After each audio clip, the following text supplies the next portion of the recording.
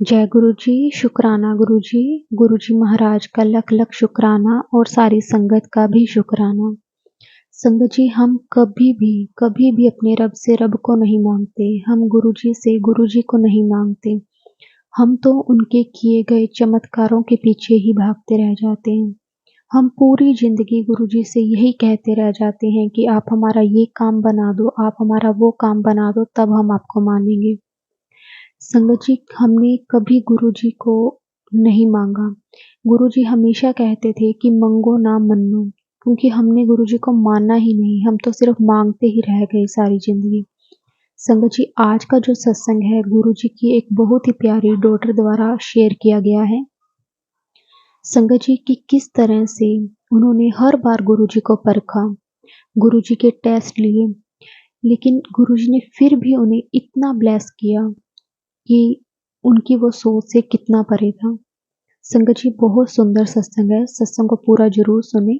अगर आप भी अपना सत्संग शेयर करना चाहते हैं तो डिस्क्रिप्शन में व्हाट्सएप नंबर दिया हुआ है, आप उस पर सत्संग को रिकॉर्ड करके हमें भेज सकते हैं। तो चलिए संगत जी, आज का सत्संग हम स्टार्ट करते हैं।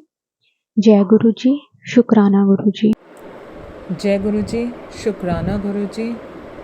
ये मेरा पहला सत्संग है, तो मुझे पता नहीं, गुरु जी को याद ध्यान करके मैं ये सत्संग शुरू करती हूँ। बहुत शॉर्ट सत्संग है, बट ये उनके लिए है जिनका इनिशियली फ़ेथ नहीं होता है और बाद में फ़ेथ डेवलप हो जाता है। तो मैं भी उन्हीं में से एक हूँ और उसी के बारे में आपको बताती हूँ।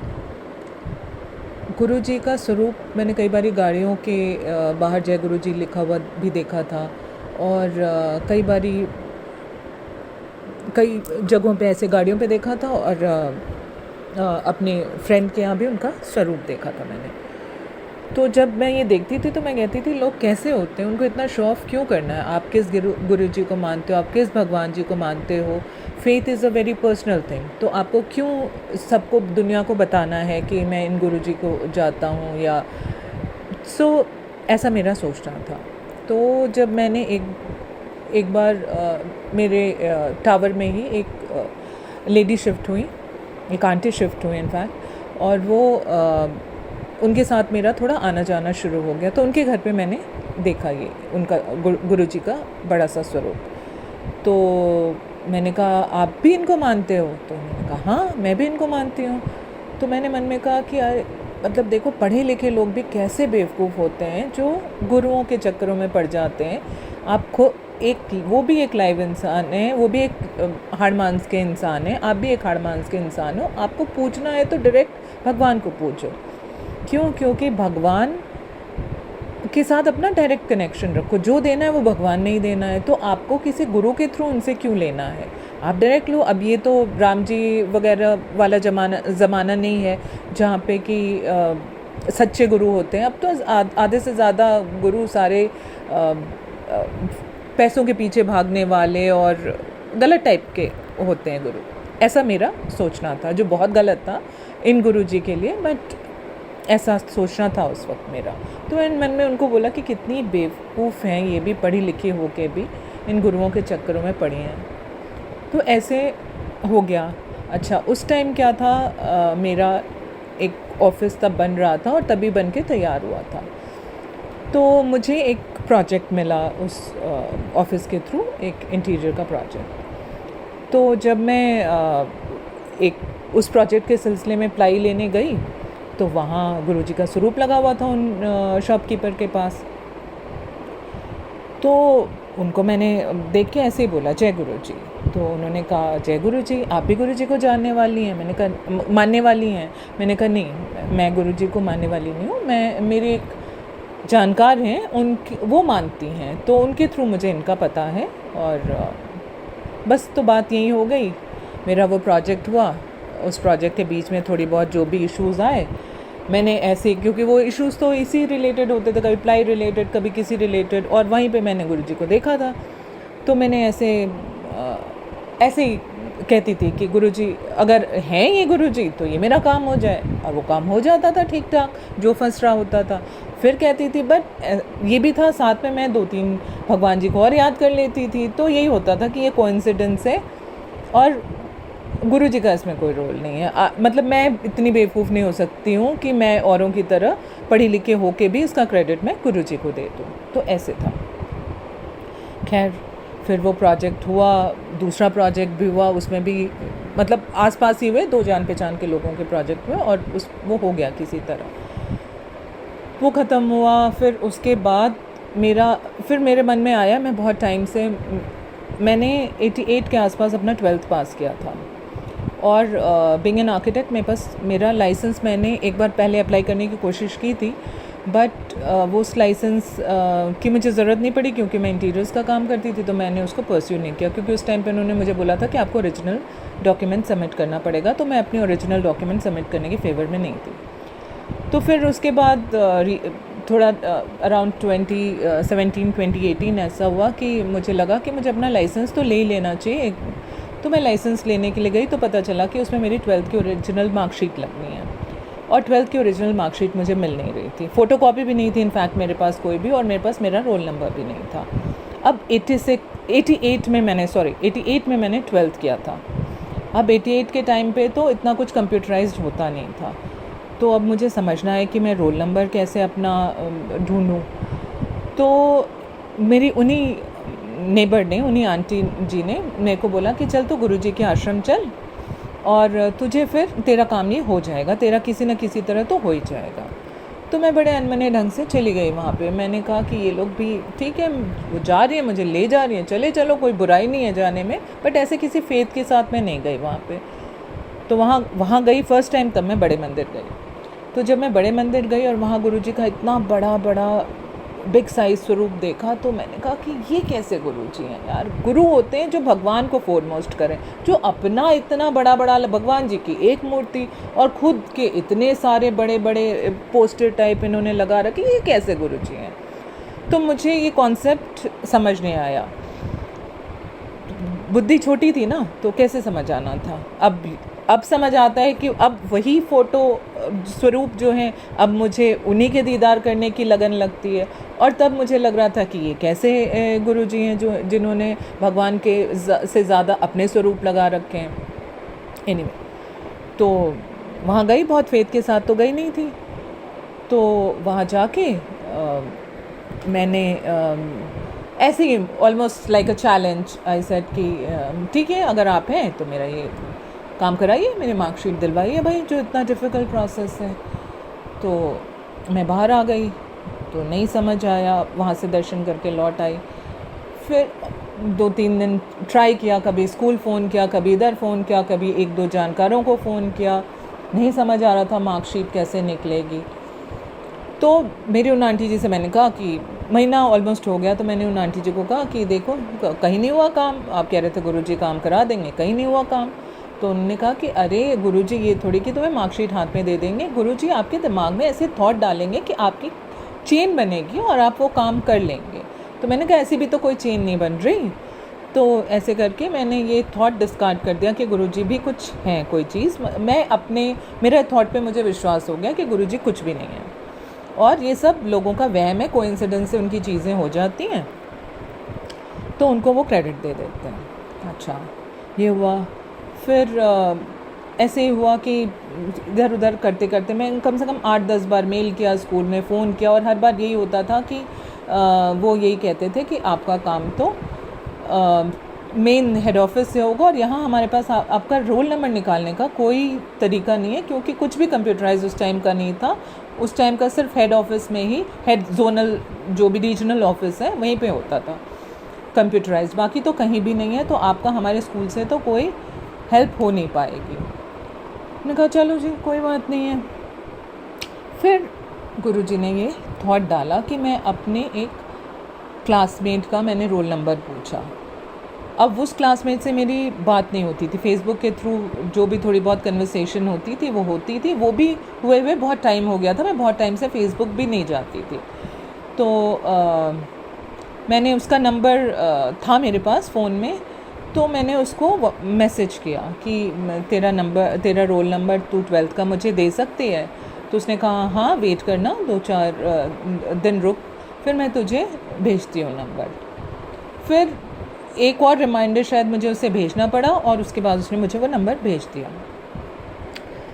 फिर अब रोल नंबर तो मिल गया, अब करना क्या है वो ना समझ आए। तो तब तक आ गई गणेश चतुर्थी। तो गणेश चतुर्थी के दिन, गणेश चतुर्थी पे जब हमने गणेश जी को घर में स्थापित किया तो मैंने उनसे रिक्वेस्ट करी कि गणेश जी ये काम मेरा करवा दीजिए, मेरी मार्कशीट दिलवा दीजिए। गणेश चतुर्थी का चतुर्दशी वाला दिन आया जब विसर्जन करते हैं, विसर्जन किया और अचानक से हमारा प्रोग्राम जयपुर जाने का बन गया। तो हम जयपुर चले गए और वहाँ जाके फिर मैंने एक दो लोगों को फ़ोन किया, कुछ कॉन्टैक्ट्स निकले और विद इन 2-3 डेज़ मेरा वो काम हो गया। तो मैंने कहा देखो ये गणेश जी ने किया। अच्छा, जब मैं वहाँ गई तो मेरा सबसे पहला क्वेश्चन, उन्होंने रोल नंबर के लिए, मैंने उनको बोला मेरे पास रोल नंबर नहीं है, तो उन्होंने मुझे यही बोला कि आपके पास रोल नंबर नहीं है तो कोई बात नहीं है, एक ही तरीका है कि आपके किसी क्लासमेट का नंबर आपके पास है। तो मैंने कहा हाँ ये मेरी क्लासमेट, आपके आगे पीछे जो हो। तो मैंने कहा हाँ ये मेरी क्लासमेट का नंबर है, मुझे याद नहीं कि मेरे आगे पीछे की थी कि नहीं थी, बट इसका नंबर है। तो उन्होंने उस नंबर के थ्रू मेरा रोल नंबर निकाल दिया। तो मुझे वही ध्यान आया कि गुरुजी ने मेरे दिमाग में यही डाला था कि अपनी क्लासमेट का रोल नंबर लो। और वही क्वेश्चन वहाँ पे उन्होंने मेरे से पूछा कि आपकी क्लासमेट का क्या रोल नंबर है। ये दोनों चीज़ें एकदम सेम थी, बट एज़ यूजुअल मैंने गुरुजी को नहीं दिया क्रेडिट, गणेश जी को दिया। और गणेश जी भी थे, गणेश जी का माध्यम बना के गुरुजी ने कराया था, ये थॉट गुरुजी ने डाला था, जो ये सारा कड़ियाँ मेरी समझ में नहीं आई। मैंने गणपति बप्पा को थैंक यू किया और आज भी थैंक यू करती हूँ गणपति बप्पा को, क्योंकि उसके बाद ही ये काम हुआ। चलो जी, हो गया ये काम। उसके बाद मुझे विश्वास, तो जैसे मैंने बताया नहीं था। अब यहीं पे बात आती है जो मैं हमेशा अब सबसे कहती हूँ कि यही बात आती है कि जब आप कोई चीज़ मांगिए तो एक ही भगवान से मांगिए, चाहे गुरुजी से मांगिए चाहे भगवान जी से। और ये बात मेरे बड़े लोग, मेरे फादर, ये बहुत पहले से कहते थे कि एक ही भगवान के, क्योंकि जब आपको कुछ ग्रांट होती है आपकी विश, तो आपको पता होता है कि इन्हीं भगवान जी ने आपको ग्रांट की है या इन्हीं गुरुजी ने आपको ग्रांट की। अब आप जब 10 जगह जाते हैं तो ऐसे ही कन्फ्यूजन में रहते हैं, क्योंकि आपको पता ही नहीं होता है कि ये क्या धरा किसका, ये ब्लेसिंग किसकी आपको मिली है। चलो सबकी भी मिल गई, बट फिर जब सबकी मिली तो मैंने गुरुजी पे विश्वास नहीं किया। बट फिर कोरोना का टाइम आया, कोरोना के बाद भी एक बार वो मुझे लेके गई वहाँ पे, तो मैं ऐसे ही चली गई फिर उनके पास। और मैंने मतलब ऐसे, बट उस टाइम थोड़ी बेटर फीलिंग आई, गुरुजी के बड़े मंदिर में जाके थोड़ी बेटर फीलिंग आई, बट एज सच विश्वास नहीं हुआ। बट उस एक विज़िट के बाद अचानक से, उस वक्त तो नहीं आई, बट थोड़े दिनों बाद मेरे को ऐसी एक लगन आई, अंदर से होने लगा कि मुझे गुरुजी का स्वरूप चाहिए, गुरुजी का स्वरूप चाहिए। ऑब्वियसली परेशानियां होती हैं तभी आपको कोई भगवान या कोई गुरुजी याद आते हैं। तो परेशानियां तो मेरे लाइफ में बहुत टाइम से थी, बट उस टाइम मुझे एक कुछ अंदर से कनेक्शन फील हुआ गुरुजी के लिए, और मैं एक तड़प सी हो गई कि मुझे गुरुजी का स्वरूप चाहिए। तो 3 जून को मैं जब वो 3 जून को वो मुझे लेके गई थी, वो आंटी जी मुझे गुरुजी के पास, इस 3 जून को, 3 जून 23 को। तब मैं स्वरूप के लिए ही गई थी। तो मैंने वहाँ कहा कि मैं और उस वक्त 31 मई गुरुजी का समाधि दिवस की वजह से वहाँ बस लाइन से अंदर आप दर्शन कर रहे थे, आपके हाथ में लंगर प्रसाद दे रहे थे और आपको आ जाना था बाहर दर्शन करके। अच्छा, तो वहाँ मैं जब गई तो मुझे चाय प्रसाद दिया गया। अब मुझे तो कोई चाय प्रसाद की महिमा मालूम नहीं थी, मैंने चाय प्रसाद के लिए मना कर दिया। अच्छा, और जो हम मुझे दे भी रहे थे उन्होंने भी कुछ नहीं कहा, मैंने बस हाथ से इशारा किया कि नहीं मुझे नहीं चाहिए, उन्होंने भी हाथ पीछे कर लिया, कोई बात नहीं। जब मैं बाहर आई तो हम जब अपनी गाड़ी का वेट कर रहे थे तब खड़े होकर हम वहीं पे बात कर रहे थे। तो उन आंटी जी ने कहा कि चाय प्रसाद बहुत बढ़िया था यहाँ के चाय। तो मैंने कहा चाय प्रसाद तो मैंने लिया ही नहीं। कहती नहीं लिया, क्यों, वो तो सबसे बड़ी ब्लेसिंग होती है। मैंने कहा मुझे तो नहीं पता। उन्होंने कहा वो सेवादार अंकल ने भी कुछ नहीं कहा। मैंने कहा नहीं, उन्होंने भी कुछ नहीं कहा। कहती हाँ तो ये लोग बताते हैं लोगों को कि आपको लेना चाहिए, इसी में ब्लेसिंग होती है। मैंने कहा अच्छा पता नहीं। तो लेकिन उस दिन फिर मुझे स्वरूप भी नहीं मिला क्योंकि स्वरूप वाला काउंटर बंद था। तो मैंने सेवादार अंकल से पूछा कि स्वरूप नहीं मिलेगा? उन्होंने कहा नहीं। मैंने कहा मैं तो अंकल स्पेशली इसी के लिए आई थी। तो उन्होंने कहा ठीक है, तो स्पेशली इसी के लिए आप दोबारा आ जाना। तो मुझे उनका ऐसा बोलना अच्छा नहीं लगा, बट एक्चुअली ये फैक्ट था कि जब आप किसी गुरुजी ने आपको आपके घर जब आना होगा, आपके पास जब आना होगा तभी आएंगे। और गुरुजी के लिए आपको स्पेशली अगर 2 बार जाना पड़े, 4 बार जाना पड़े, वो ब्लेसिंग है, तो आपको कोई ऐसा फील नहीं होना चाहिए। बट उस दिन से मुझे एक खिंच सी पड़ गई भगवान जी, गुरुजी के लिए, और उन पे मेरा कनेक्शन, इंटरनल कनेक्शन मेरा उनसे अब शुरू हुआ। और उसके बाद तो ब्लेसिंग्स की ऐसी भरमार करी गुरुजी ने कि मत पूछिए।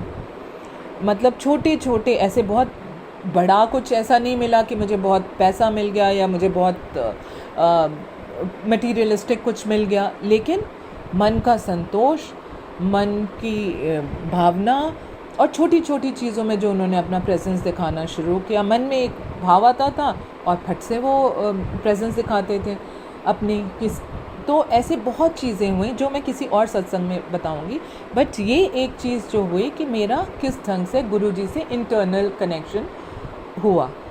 अब तक जब तक लोग मुझ पे थोपते रहे या जब तक लोग मुझे कनेक्ट करने की कोशिश करते रहे, तब तक मेरा कनेक्शन नहीं हुआ। But one fine day suddenly ऐसी ब्लेसिंग आई गुरुजी की, मन में से ऐसा कनेक्शन फील हुआ। तो अब मुझे ऐसे लगने लगा कि मैं तब कितनी बेवकूफ़ थी जब मैं लोगों के फेथ को क्वेश्चन कर, जब मैं लोगों को बेवकूफ़ समझती थी, तब तो एक्चुअली मैं खुद बेवकूफ़ थी। तो ये मेरी एक छोटी जर्नी है जो मैं इस वक्त सिर्फ इतना सा सत्संग शेयर करूँगी कि मेरी जर्नी की, कि कैसे मैं इंटरनली कनेक्ट हुई। जब तक किसी ने कनेक्ट करने की कोशिश की, मैं नहीं कनेक्ट हो पाई। जिस दिन से मेरे कर्म इतने सुधरे कि गुरुजी की शरण में आ पाऊँ, उस दिन मैं ऑटोमेटिकली कनेक्ट हो गई।